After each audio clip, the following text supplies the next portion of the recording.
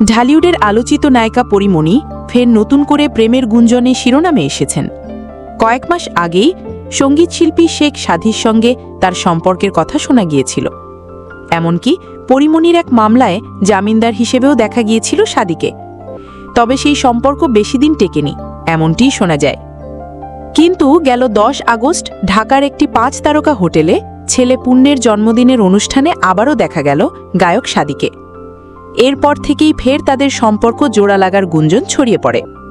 যদিও এ বিষয়ে পরীমণি কিংবা সাদি দুজনের কেউই মুখ খোলেননি। তবে মাসের শেষ সপ্তাহে এসে নিজেই যেন ভক্তদের কৌতূহল আরও বাড়িয়ে দিলেন পরীমণি। শুক্রবার দুপুরে ফেসবুকে সানগ্লাস পরা একটি ছবি পোস্ট করেন তিনি। এলোমেলো চুলে স্নিগ্ধ রূপে হাজির এই নায়িকা ছবির ক্যাপশনে লেখেন, এই সানগ্লাস আমার নয়, কিন্তু সে আমার।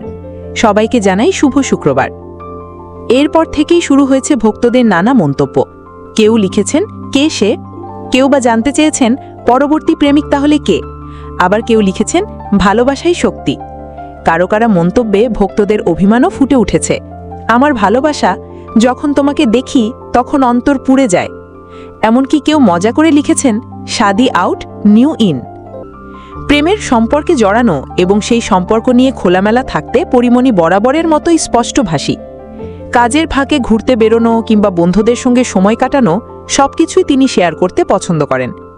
বছরের শুরুতে গায়ক শেখ সাদির সঙ্গে তার প্রেমের সম্পর্ক ছিল ওপেন সিক্রেট, যা তাদের একাধিক পোস্ট ও ভিডিওতেই পরিষ্কার হয়েছে।